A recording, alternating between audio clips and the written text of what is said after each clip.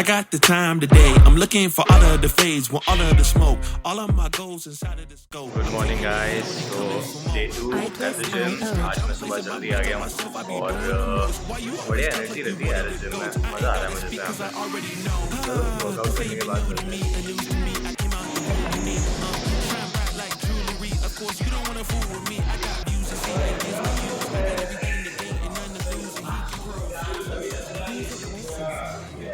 तो दूसरे दिन का वर्कआउट भी ख़त्म हो गया है। मज़ा आ गया आज। बस अभी जिम के बाहर ही बैठा हूँ, अपना प्रोटीन पी रहा हूँ और बहुत बढ़िया माहौल था यार सुबह जिम में। मतलब अभी भी है, दुनिया भर के लोग सेम वेवलेंथ पे, सेम माइंडसेट, बढ़िया वाइब्स अच्छी और वर्कआउट कर रहे हैं, मज़े कर रहे हैं। ऐसा वर्कआउट हो गया, शावर हो गया, अब गाड़ी लगा दी है पार्किंग में और ब्रेकफास्ट के लिए रेडी। वही कोकोनट मंकी, इसके अलावा कोई ऑप्शन ही नहीं है मेरे पास यहाँ पे। छोटा सा कैफ़े और बहुत ही सुंदर, और मेरा तो यहीं से गुजारा हो रहा है यार। यहाँ पे चप्पल खोल के जाना पड़ता है। Coconut monkey beach cafe, back to the same place. And एक काम निपटा रहा हूँ, आज मैं अंदर बैठा हुआ हूँ तो एक वर्कशॉप करनी थी ज़रूरी, वो भी अटेंड कर रहा हूँ। और मेरा ब्रेकफास्ट आ गया है, मीटिंग चल रही है और या बस करता हूँ फिर ये ख़त्म और बात करता हूँ आपसे। 2 घंटे हो गए हैं, आई एम स्टिल हियर और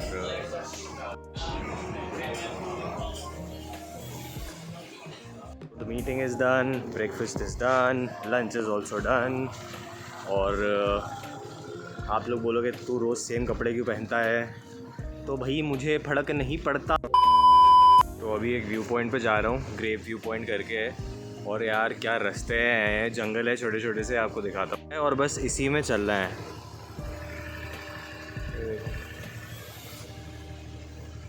बहुत सुंदर। 10 मिनट हो गए मुझे और ये पूरा रास्ता ऐसा ही है। ये है ग्रेव व्यू पॉइंट और भाई साहब क्या ही जगह है यार। अभी अंदर जाके बताता हूँ। हेलो, या वाह,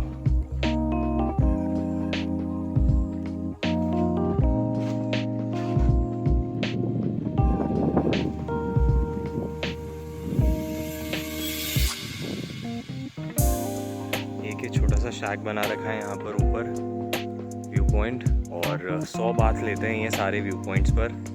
आई गेस थाईलैंड गवर्नमेंट लेती है और उसमें जितनी ड्रिंक्स वगैरह आपको पीनी है वो फ्री है, मतलब सोडास। तो यार ये क्या नज़ारा है यार।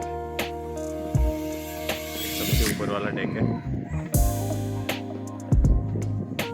बहुत ही सही यार। मन है ना यहाँ से सनसेट देखने का, बट प्रॉब्लम ये होगी कि रास्ता जो है ऐसा बहुत ही ख़तरनाक है। और स्पेशली बारिश में तो पता नहीं कैसे ही आ रहे हैं लोग। मैंने काफ़ी सारे लोग देखे जो हाइक कर रहे थे, मुझे लगता है वो ज़्यादा बेटर ऑप्शन है यार। आप स्कूटर से मत आओ यहाँ पे, क्योंकि फिसलोगे बहुत बुरा, क्योंकि कीचड़ ही है एक्चुअली। आते आते में ही मुझे लगता है बहुत ख़तरनाक सीन्स देख लिए मैंने। अब जाने में आएंगे मज़े असली। तो डार्क होगा उससे पहले मैं निकल जाऊँगा, करते तब तक चिल।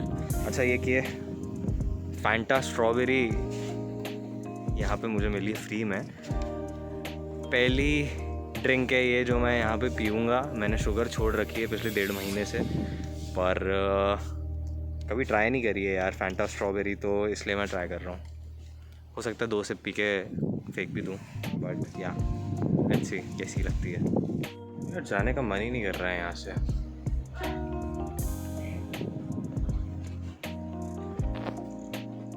मैं बता रहा था ना, ये ऐसा रास्ता है भाई, ये ऐसे कीचड़ हैं। और अभी इतने नीचे से आया हूँ मैं और दोनों ब्रेक लगा के गाड़ी रोक रखी है और फिर मैं आपको बता रहा हूँ। तो भाई साहब हाइक ही करके आओ यहाँ पे, वो ज़्यादा बेटर है। ये बहुत स्ट्रेसफुल था यहाँ से ऊपर लेके आना गाड़ी को। अपनी नहीं है गाड़ी भाई, देख के चलाना प्लीज़। जंगल देखो यार एक बार। भी लोग आने का सोच रहे हैं भाई। एक तो आवाज़ें सुनो। तो आपको अगर स्कूटर बहुत अच्छे से चलाते आती है तभी आप यहाँ आना, अदरवाइज़ जिसको आती है उसके साथ आओ। क्योंकि हाँ, एक और इन्फॉर्मेशन मैं देना चाह रहा था आपको। गाड़ी बंद कर देता हूँ। मैंने पूरे आइलैंड पे देखा है हर तीसरे आदमी का या तो घुटना या कोहनी या हाथ या कुछ ना कुछ छिला हुआ है। क्योंकि आइलैंड पे ना बहुत ही ज़्यादा कर्वी रोड्स हैं और पूरा ऊपर नीचे उतार चढ़ाव ऐसा है, तो और लोग बहुत स्पीड में चलाते हैं। तो अगर आओ तो ट्राई करो कि बहुत धीरे चलाओ, आराम से चलाओ, और अगर तेज़ चलानी है तो प्लीज़ अच्छे ड्राइवर हो तो ही तेज़ चलाओ। और बस यही बताना था मुझे तो बहुत मज़ा आ रहा है यहाँ पे। और यार इतनी शांति, सिर्फ 3 बंदे मिले हैं मुझे अभी तक। 2 हाइक कर रहे थे और एक था बाइक पे पीछे, और कोई है ही नहीं यार।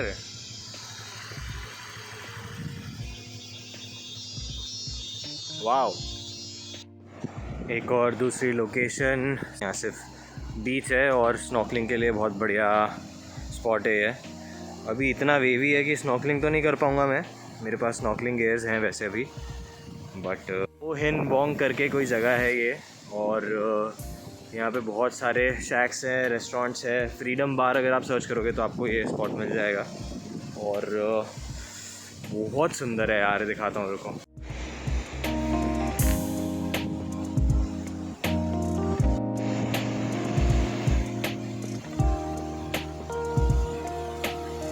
अब ऐसे में तो स्नॉर्कलिंग नहीं कर सकते, और हाँ, नज़ारे ही देखो, सिर्फ नज़ारा ही बहुत सुंदर है यार। तो काफ़ी हिप्पी माहौल है यार यहाँ पे, मैं आपको दिखाता हूँ। ऐसा बीच है। और हाँ, तो गाइस ये कोटाओ का पहला हिप्पी कॉर्नर है जो देखा है मैंने अभी तक। काफ़ी टूरिस्ट ही था सब कुछ। और तो जिन लोगों को हिप्पी सीन पसंद है, जिन लोगों के लिए, समझ रहे हो ना, जिन लोगों को ये सीन चाहिए तो वो इधर आ जाना। The next morning. Good morning everyone. तो आखिरी दिन कोटाओ में, एक्चुअली आखिरी दिन तो कल है, बट मतलब एक्सप्लोर करने का आखिरी दिन। और सुबह सुबह जिम के बाहर ही बैठा हूँ अभी, बस वर्कआउट किया है, लेग्स करे हल्के हल्के, और वर्कआउट कर लिया ख़त्म। और अब सीधा जाऊँगा बीच पर, एक बढ़िया सी डुबकी मारूँगा और ब्रेकफास्ट करने चले जाऊँगा। और आज आपको बताऊँगा थोड़ा थोड़ा अपने डाइव एक्सपीरियंस के बारे में, क्योंकि मैंने शायद उसके बारे में अभी तक ठीक से बात नहीं करी है। तो कल रात को ना बहुत लेट हो गया था। कल मेरे हॉस्टल में मेरे अच्छे काफ़ी दोस्त बन गए और हम लोग ऐसे ही पब क्रॉल करने चले गए थे। और काफ़ी सारे, मतलब कल बढ़िया था यार। लेट हो गया, टाइम निकल गया पता नहीं चला, और ब्लॉग किया नहीं क्योंकि क्यों किसी की प्राइवेसी वो करनी है यार। और वैसे मुझे भी मज़ा आ रहा था इन लोगों से बातचीत करके, तो इच्छा ही नहीं हुई फ़ोन उठाने की। तो अभी देखो, अभी मिलते हैं तो आपको मिलाता हूँ उन सबसे। चलो बाय बाय। इस जिम को भी बाय बाय करते हुए यार बहुत ही मज़ा आया यहाँ पे वर्कआउट करके।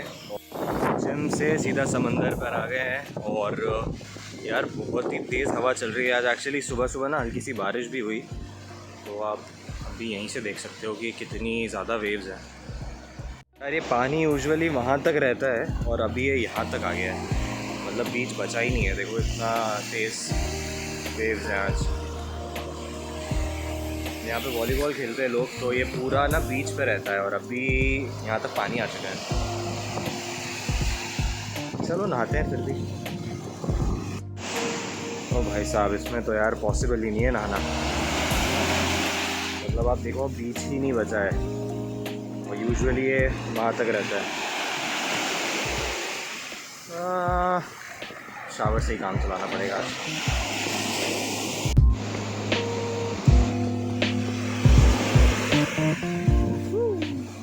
तो back to the same place now. Foods order किए हैं बहुत ही मस्त। और ये देखो यार, यहाँ तक ऑलमोस्ट मतलब पूरा यहीं तक पानी आ गया है। मेरा बहुत ही ज़्यादा मन था स्नॉर्कलिंग करने का, मैंने सोचा लास्ट डे कर लूँगा, बट यार समंदर को देखते हुए लग तो नहीं रहा है। शायद शाम तक थोड़ा सा ठीक पड़ जाए, और देखते हैं कैसा रहता है। I am I am hoping कि शाम तक थोड़ा ठीक हो जाए। लेट्स सी, समझते हैं। वो तो नहा धो के तैयार हो गए हैं और आगे एक नए व्यू पॉइंट पे। यार बहुत ही ज़्यादा वेवी है आज तो सी, तो मेरे को नहीं लगता है कि आज मैं स्नॉर्कलिंग कर पाऊँगा। शायद या नहाने को मिल जाए, बट देखो क्या हाल है यहाँ पे।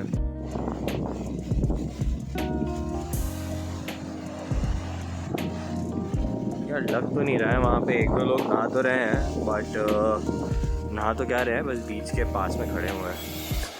देखो कैसा क्या सीन है यहाँ पे। तो कोई आसार नहीं लग रहे हैं आज तो स्नॉर्कलिंग के, तो बस यार यहीं बैठ के शांति से कुछ बुक पढ़ेंगे या थोड़ा काम करेंगे। यार कोई आसार नहीं लग रहे स्नॉर्कलिंग के मुझे तो आज, तो बस यहाँ बैठ के शांति से बुक पढ़ेंगे और क्या। A few moments later. तो डिनर करने आया हूँ अभी, और एक ये वेजिटेबल सैंडविच बनवाया है बर्मा से है, और इसकी पूरी कार्ट साफ़ करवाई मैंने अभी ये सब, और उसको बोला भाई ऑयल वॉयल यूज़ मत करना, बटर में बना। और मेरे हिसाब से पूरी सब्जियां वगैरह कटवा के उससे पूरा वेजिटेरियन स्टाइल में ये सैंडविच बनवाया है। परेशान हो गया होगा बेचारा, पर ठीक है यार, पक गया था रेस्टोरेंट से खा खा के, इसलिए। The next morning. Good morning guys. तो भसड़ प्रो मैक्स हो गई है अभी, मैंने चेकआउट कर दिया अपने हॉस्टल से, और मेरी फेरी थी सुबह अभी मॉर्निंग में, और बहुत ही ख़राब वेदर है यहाँ पे, बहुत ही ज़्यादा वेव्स और तूफ़ान जैसा कुछ, तो सारी आज की फेरीज़ कैंसिल हो गई। और कल सुबह मेरी फ़्लाइट है बैंकॉक से। अभी तो 2-3 घंटे से मैं बस इधर उधर ही कर रहा हूँ, और सारे यहाँ पे जितने फेरी वाले हैं, तो भाई साहब डबल प्राइस दे के एक रात की फ़ेरी बुक करी है यहाँ से सूरत थानी की, और फिर सूरत थानी से सुबह की फ़्लाइट करी है, और सब बहुत कट टू कट है यार। मतलब मुझे लग रहा है कि पता नहीं, I am hoping for the best कि मुझे कल मेरी फ़्लाइट जो इंडिया की है बैंकॉक से, वो मुझे टाइम पे मिल जाए, बट अब लेट्स सी। सब कुछ डबल प्राइस पे किया है, क्योंकि बैंकॉक से इंदौर की फ़्लाइट में अभी छोड़ नहीं सकता, क्योंकि मेरे को काम भी है। और देखो यार क्या होता है, मतलब बहुत ही टेंशन वाला माहौल था, बट ठीक है, मतलब क्या कर सकते हो आप, शांत रह के कुछ सोच ही सकते हो और उसके अकॉर्डिंग काम कर सकते हो। या तो मैं अपनी बैंकॉक वाली फ़्लाइट कैंसिल करके एक्सटेंड करवाता, या मुझे लगता नहीं है यहाँ 2 दिन और चलेगी, सिर्फ नाइट फेरीज ही चलेगी, क्योंकि रात में समुद्र थोड़ा सा बेटर हो जाता है, ठहर जाता है, पर दिन वाली तो मुझे लगता है कल भी शायद बंद है, तो फिर कोई सेंस नहीं बनता मुझे 2 दिन यहाँ रुक के और टाइम पास करने का। थोड़ा सा ट्रिकी डिसीजन है, थोड़ा सा, बट आई एम होपिंग सब सही होगा, और देखो अब क्या होता है। तो एक और चीज़, अगर कोई भी ऐसे आइलैंड पे आ रहा है, और मैं तो सोच रहा था कि मैंने बहुत बढ़िया काम किया है, क्योंकि मैं एक दिन पहले बैंकॉक जा रहा हूँ, मेरी अगले दिन फ़्लाइट है, मैंने कुछ ऐसा कट टू कट नहीं किया कि मैं उसी दिन सुबह बैंकॉक पहुँच रहा हूँ, या मतलब जो शेड्यूलिंग थी मेरे हिसाब से काफ़ी सही थी, but still you never know कि क्या हो जाए ऐसे आइलैंड पे। और एक्चुअली काफ़ी दूर है ये बैंकॉक से, और दूसरे आइलैंड से भी। हर मिनिमम जो फेरी टाइम है यहाँ से को समूही का भी, या सूरत थानी का, सूरत थानी तो 8-9 घंटे दूर है यहाँ से, और को समूही 2 घंटे दूर है, और ऐसे और भी छोटे छोटे जो कोपंगान और बहुत सारे आइलैंड है, सब ऐसे ही है। तो यार अगर आओ तो एटलीस्ट 2 से 3 दिन का बफर टाइम लेके अपने आने जाने की फ़्लाइट्स कराना, वही सबसे वाइज डिसीजन होगा मेरे हिसाब से। अगर आप कट टू कट चल रहे हो तो ऐसा कोई भी हादसा हो सकता है, और फिर आप कराना दूसरे बुकिंग्स, और अपने प्लान्स चेंज करने पड़ेंगे फिर आपको। तो ये मैं ज़रूर बताना चाहता था अभी कि हाँ यार, ये प्लीज़ जब भी ऐसे आइलैंड पे आओ तो अपनी बुकिंग्स फ्लेक्सिबल रखना, और कोशिश करो कि आप इजी कैंसिलेशन वाली चीज़ें ले लो, थोड़ा सा एक्स्ट्रा पे कर दो उसके लिए, क्योंकि वो रीशेड्यूल करने में आपको बेटर रहेगा वो सब। तो मेक श्योर कि आप ऐसा करो। घर में कुछ खाया भी नहीं सुबह से, तो हॉस्टल के सामने ही स्मूदी की दुकान है, और बहुत ही बढ़िया बनाते हैं यार। तो इनको मैंने एक स्कूप मेरा वे प्रोटीन भी दे दिया है और अब मिक्स फ्रूट स्मूदी बनवा रहा हूँ इनसे। सही है यार, लोग बड़े अच्छे हैं यहाँ पे। तो ये आ गई अपनी मिक्स फ्रूट स्मूदी और एक स्कूप वे प्रोटीन आ गया है इसमें, तो बढ़िया है। अब ये पीते हैं और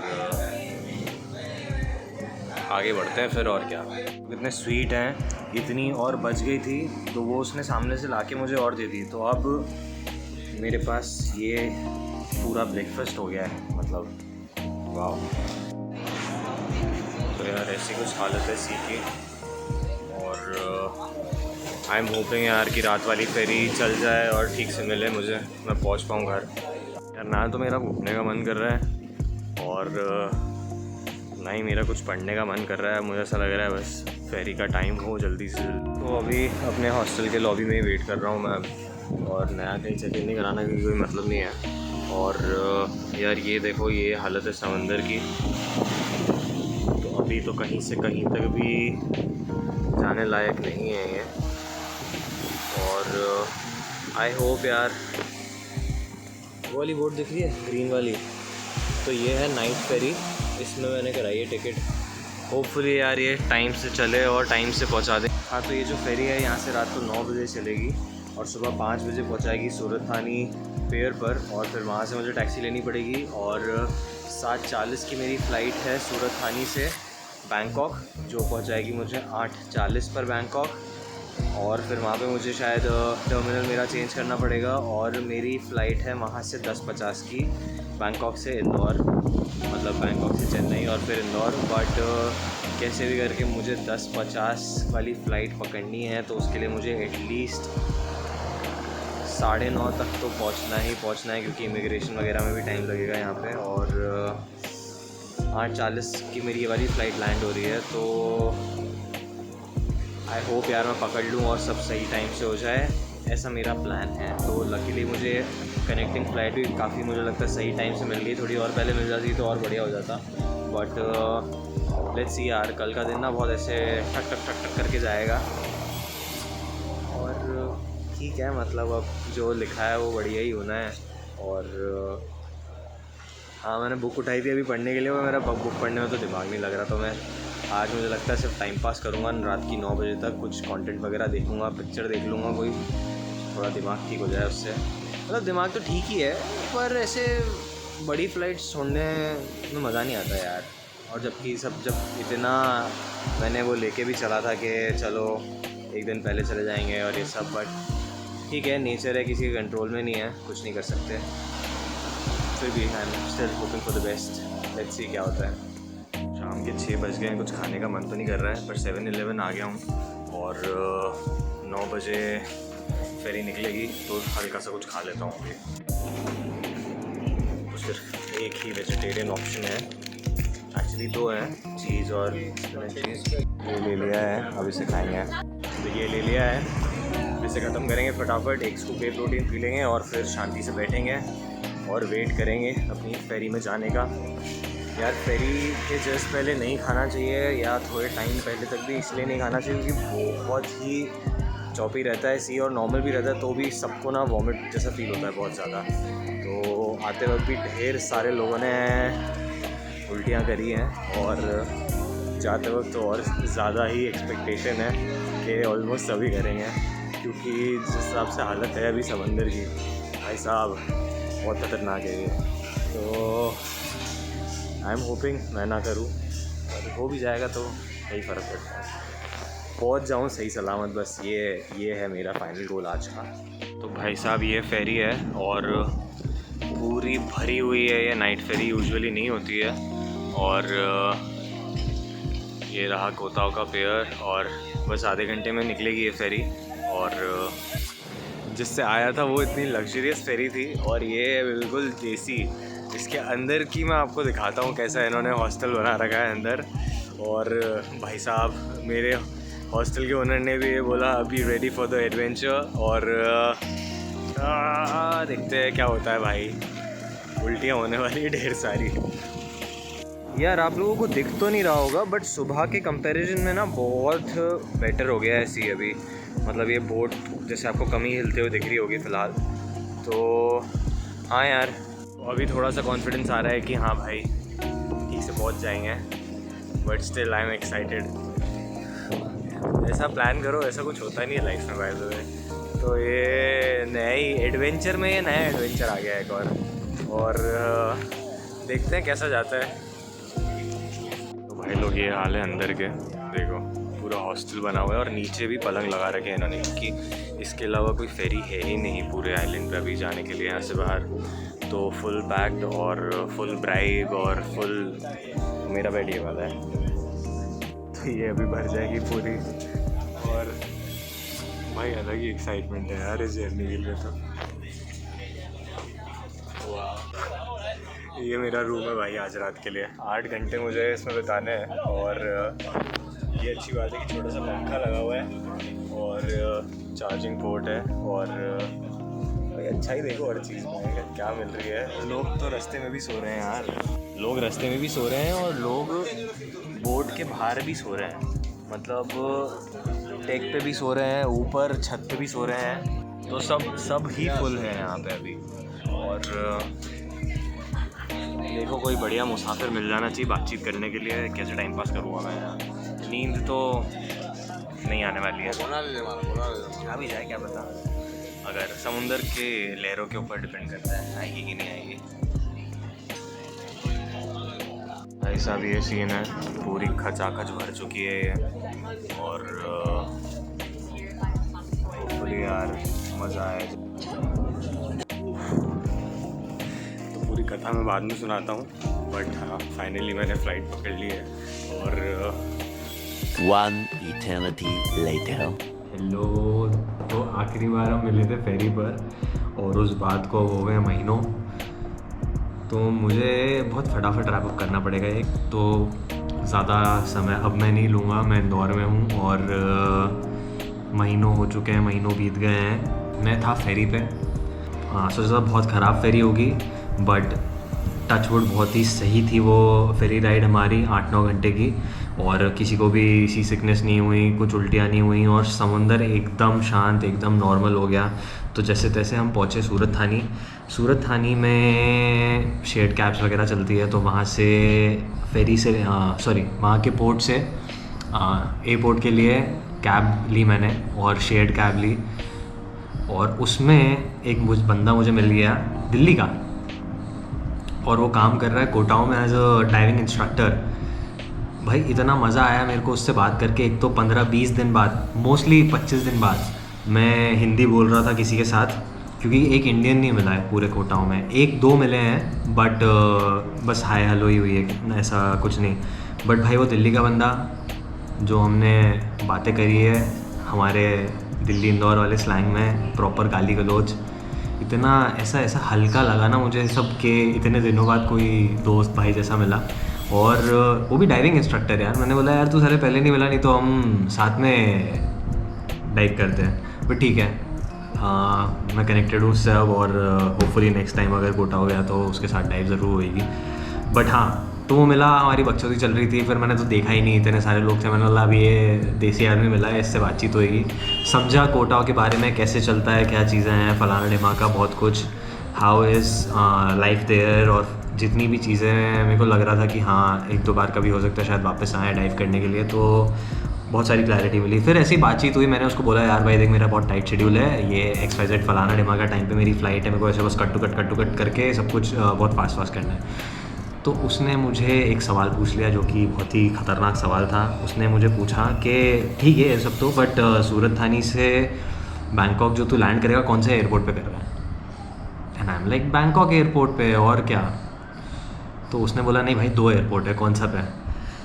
एंड आई वाज लाइक ये कब हुआ, मुझे तो नहीं पता चला ये।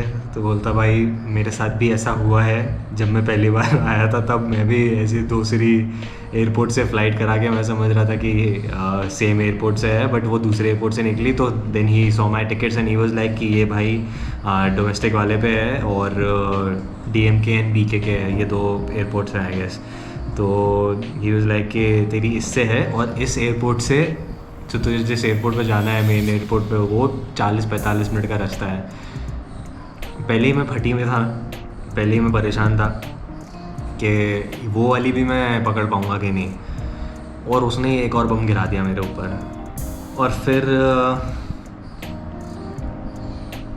क्या हुआ फिर, हाँ तो फिर आई वाज लाइक चल यार भाई क्या कर सकते हैं, तू बता जो बेस्ट ऑप्शन है। तो उसने बोला 2-3 ऑप्शन है, एक तो शटल चलती है दोनों एयरपोर्ट के बीच में, बट उसके लिए तुमको वेट करना पड़ेगा डिपेंडिंग ऑन द भीड़ और कितनी अवेलेबिलिटी है या जो भी फलाना ढिमाका, हर 20 मिनट में 25 मिनट में कुछ शटल निकलती है। एंड लाइक ये तो नहीं हो पाएगा। तो फिर वो बोला कि चेक इन में बैगेज डालो पूरा और फास्ट फटाफट एयरपोर्ट से भागना और सीधे मेन रोड पार करके टैक्सी मिलेगी। आई वाज लाइक चलो ऐसे ही करते हैं। फिर मैं निकला जैसे तैसे, फ़्लाइट लैंड हुई, मैं भागा बहुत ही मुश्किल से। एक तो वहाँ पे सीन ही नहीं है भाई, लाइन में लगना पड़ता है आपको कैब के लिए भी, मतलब 30-40 लोगों की लाइन है और बंदा कैब वाले भी मतलब सारे देर सो डिसिप्लिन कि वो एक एक करके ही आपको उठाएंगे। तो मैं भागा एयरपोर्ट से, मतलब मैं शायद 1 किलोमीटर भागा हूँगा उस एयरपोर्ट से निकलने के लिए भी मेरा बैग के साथ में। और उसके बाद मुझे जैसे तैसे टैक्सी, पता नहीं क्या भगवान ने दिलाई जो भी है, मेरे को टैक्सी मिली। उसको उसने जो पैसे बोले मैंने उसको वो पैसे दिए, मेरे को पता भी नहीं है कितने, अच्छे खासे दिए, पर उसने भाई साहब ने मेरे को पहुंचा दिया जैसे तैसे एयरपोर्ट पे।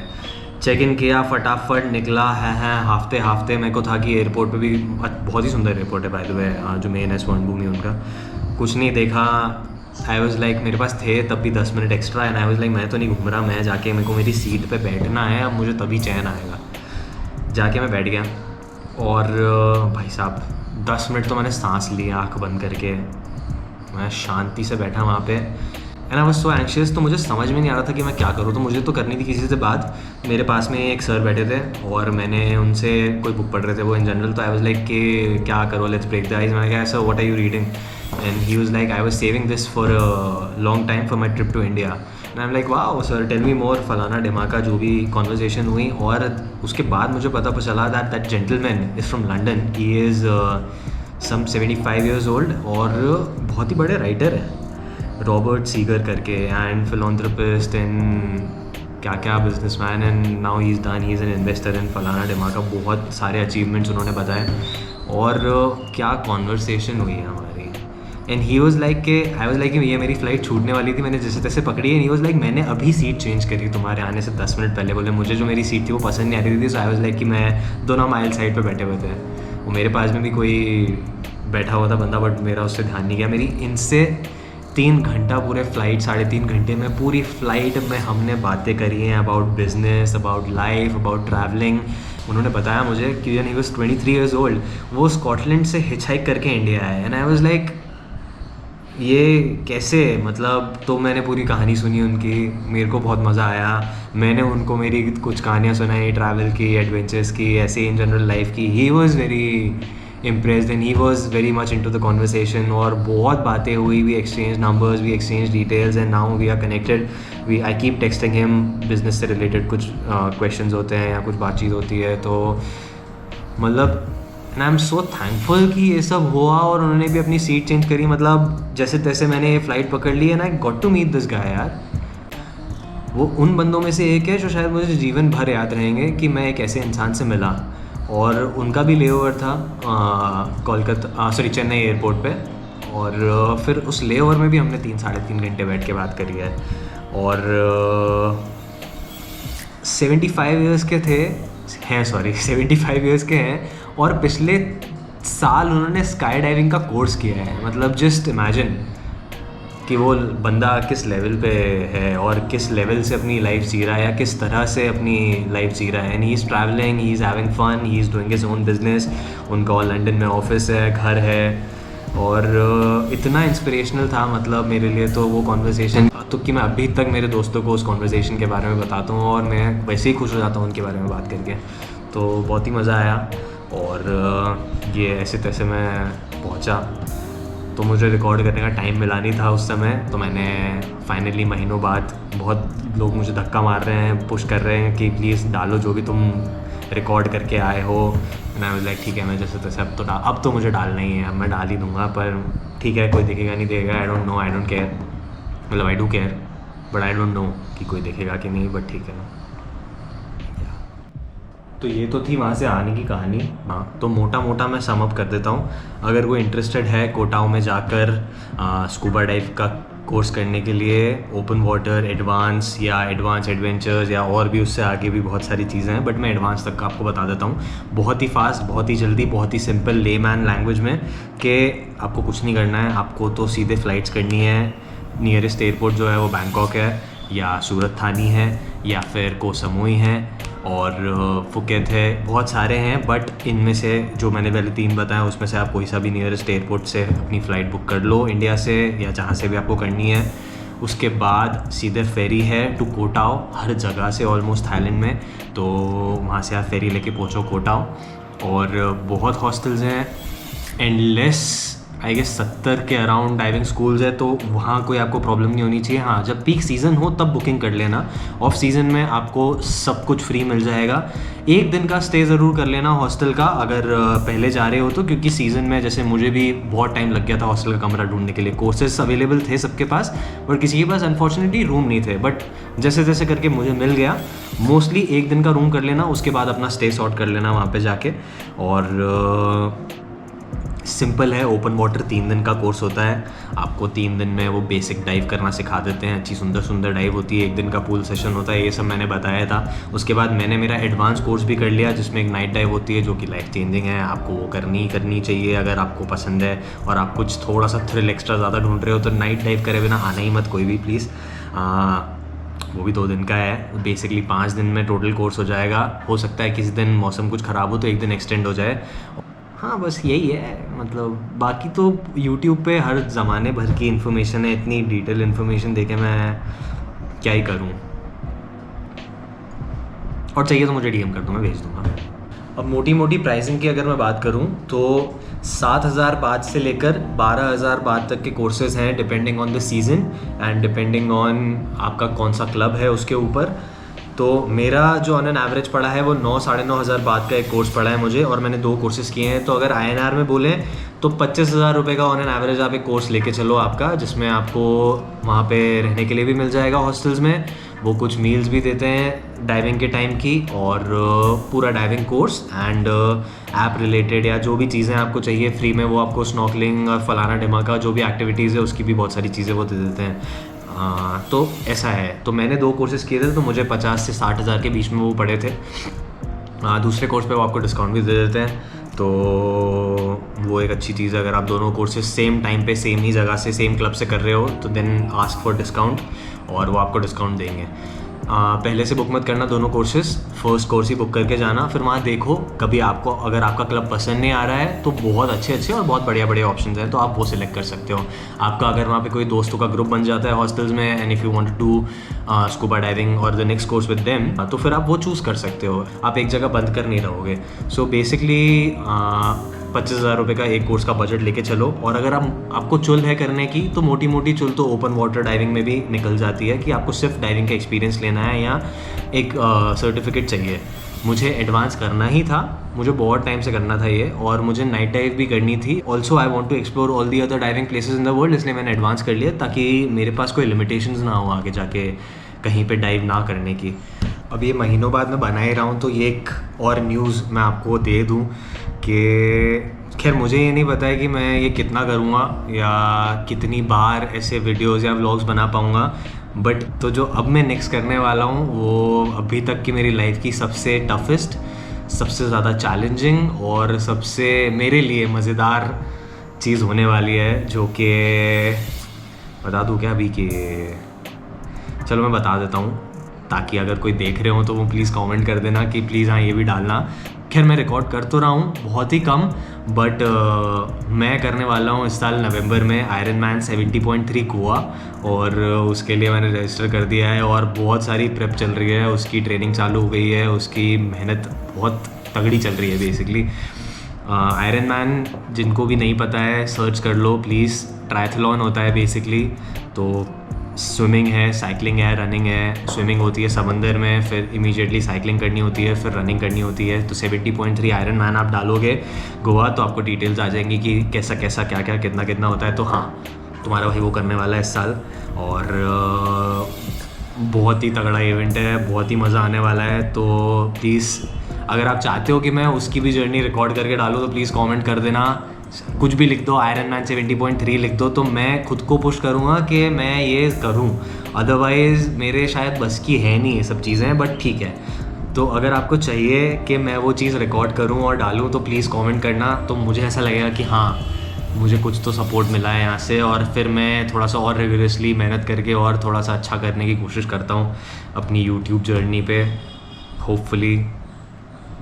तो ये मोटा मोटा था इस साल का एडवेंचर मेरा, और बहुत सारे आने वाले हैं एक्चुअली इसके बाद। इसके बीच में भी बहुत सारी चीज़ें प्लान्ड है, तो मैं कुछ तो डालते रहूँगा अब। तो बस यही कहना था मुझे, थोड़ा सा लंबा हो गया होगा शायद, बट ठीक है यार। Thank you for watching. Please like करो, शेयर करो, सब्सक्राइब करो और अपना काम भी करो। होपफुली नेक्स्ट वीडियो में बहुत ही जल्दी मिलेंगे, तब तक के लिए bye bye, take care and see you all.